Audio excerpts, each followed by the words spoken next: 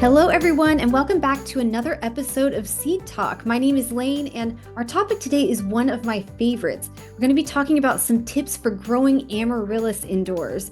Our house is filled with Amaryllis throughout the winter season, and I know it's the same for so many of our listeners and viewers. So today we're going to be featuring an excerpt from episode 15, where Val Schirmer from Three Toads Farm joined us to discuss all things Amaryllis. In this excerpt, we cover watering, fertilizing, where to locate your Amaryllis, some tips for keeping the stalks straight, and what to do if your Amaryllis grows too tall and starts flopping. Enjoy! So how often should someone water their Amaryllis before and after they see growth? So you've already kind of talked about this, but let's just reiterate. So let's say someone has just potted up their Amaryllis. You don't want them to be watering constantly before they see growth, or they might actually rot the bulb. So can you talk about that and then reiterate after they start to see growth what they should do? Sure. Yeah. It's hard for people to hold back and not overwater sometimes when they first start an Amaryllis, especially when they're not experienced with growing them. But Amaryllis bulbs are kind of like dahlia tubers, where you don't want to overwater them until you start seeing growth, and then they'll also start sending down roots, because the bulb or the tuber can't do anything with the water, and so it will just rot, and you don't want to see that happen. So don't let it get bone dry crispy, but they can, when you plant a new Amaryllis, give it a good drink of warm water, put it in that warm spot, and you're not going to probably water it again for 2 weeks. So then that's good to know. Just don't overwater. It's better that they're a little on the dry side than on the too wet side. And then once it starts growing, then you just want to water it enough so that the soil dries out. And so that when you stick your finger down up to your second knuckle, that you want that to be able to dry out over time. So like the bulb gardens that I'm potting up right now, I tell people they were not going to have to water for at least a week and a half, at least. Perfect. And I think it's also a really good tip, like you mentioned, to use warm water, because these are plants that like tropical conditions. You don't want to shock them by giving them a drink of really cold water. Yeah. They'll make their toes curl up. Yeah, exactly. All right. Next question. Let's talk about fertilizer. So should someone fertilize their Amaryllis? And if so, when should they start? How often? And what type of fertilizer do you recommend? And you did already mention including just a pinch of something in the soaking water initially, but go ahead with that. Yeah. Amaryllis are bulbs, and all bulbs do not need to be fertilized when you plant them, because they've got everything they need to grow a beautiful bloom or lots of blooms already inside that bulb. And so I don't fertilize my Amaryllis at all until summertime, like next summer, when I move all the Amaryllis outside when it's warm, like really warm. And then I will water them when they're dry, and I fertilize them whenever I'm fertilizing something else. So if I'm fertilizing my tomatoes, I would give the Amaryllis a shot of that fertilizer. Miracle-Gro for tomatoes is fine. You don't have to fertilize them with, some of the special things that are like a rooting and blooming, because they're not blooming then. So just any kind of a 10-10-10 fertilizer, a balanced fertilizer, is all you need. So just a general purpose. Yes. So let's talk about location inside your house. So where should we locate our Amaryllis, and what conditions should we provide prior to it breaking dormancy, and then once it's growing and once it's flowering? Yep. So to get them to break dormancy, you want them to have plenty of warmth. And by warmth, I'm talking 80 degrees, maybe even 85 if you have that kind of a warm spot. So a room that has south-facing windows, just put it right there, and that will help them break dormancy. Then I would leave mine there until they are growing and they're starting to set buds. And at that point, they don't need to be in the sun at all.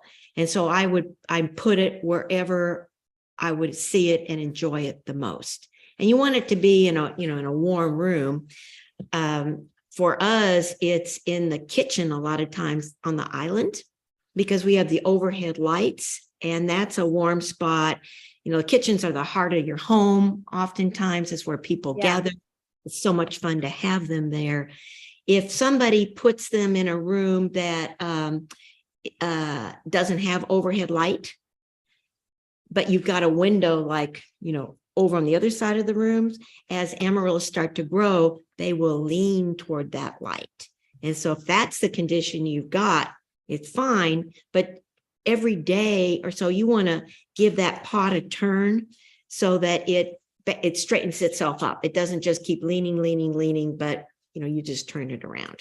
And you predicted the next question, Val. So let's talk about troubleshooting. One of the main issues I think people have, you just alluded to, which is how can I keep my amaryllis flower stalk straight? So amaryllis are phototropic, which means that side of the stalk that's away from the light, those cells are actually going to elongate, and that side of the stalk is going to become longer than the other side, which has the effect of making that stalk bend towards the light. And like you mentioned, when there's a very directional light source, like a window or something, that effect is magnified, and it can be very difficult to actually keep that stalk straight. So can you just describe how someone can keep their stalk straight? That is an excellent description that you just gave. That's so that people understand why they're, I mean, that was Layne, that is spot on. So one thing is just to keep them turning, you know, and that will keep them straight.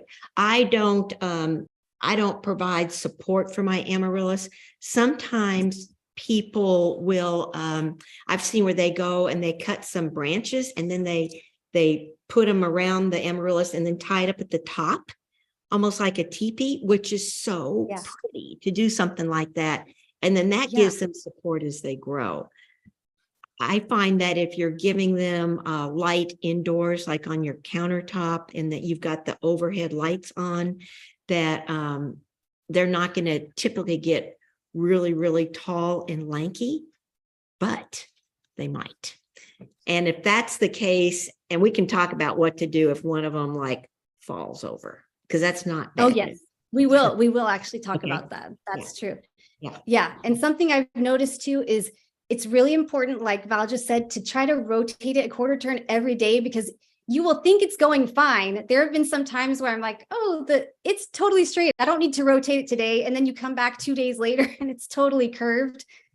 So just make sure you preemptively rotate that a quarter turn every day. Lisa, do you have any tips for that or experience with that? Yeah, I am. I'm one of those people that teepees because I have such a low light in my house, you know, I mean, even with overhead lights. So yeah, that's, we kind of preemptive do that from the get-go to build our little stems. And we oftentimes will use our saucer magnolia stems here, and they look really pretty with their little fuzzy buds on them. And then we could even just string a ribbon or just raffia around that if it's needed. And sometimes I have found that when we do that and you give them that kind of support at the hip, and when I say the hip, I mean like at the 8-inch or so height on the stem, then they'll just, because they get really tall in low light. And so we've pushed those limits. So I wished I had enough light to just turn it every quarter. But that works really well. That was a great tip. And let's talk about it getting tall too, because I liked Val's comment earlier about keeping the temperature a little cooler to help the height stay shorter. So my flower stalk is getting so tall and top heavy that it's flopping over. Any tips to help prevent this or remedy it?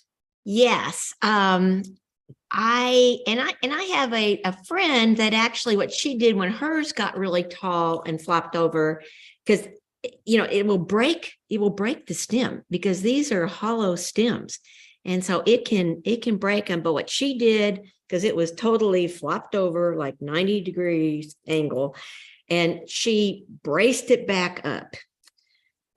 What I do is if one flops over, I get to use it as a cut flower. And amaryllis flowers last as long as a cut flower, even longer than they do actually on the bulb. And so that's another reason why I like to plant at least 3 of them together, because if I've got one that kind of flops over, or even maybe they're just too crowded because they have so many blooms and they're kind of all jammed in there, I'll just cut off one of these stems right above the bulb, and then I'll cut it down to fit whatever vase I want. And like, they look fabulous in a vase with magnolia leaves in it, maybe some nandina in it, and then stick in a couple of amaryllis. Well, I hope you found those tips and tricks helpful. If you want to hear more about forcing amaryllis indoors, feel free to check out the full episode, which again was episode 15. You might also be interested in Val's online on-demand course with the Gardener's Workshop, who sponsors this podcast, called Forcing Glorious Blooms for the Holidays and Beyond, where Val walks you through all the steps for forcing both amaryllis and paper whites. I'll put the link to that course in the show notes along with Val's contact information. Thanks so much for joining us today. Please be sure to follow or subscribe wherever you're watching or listening. And until next time, happy growing!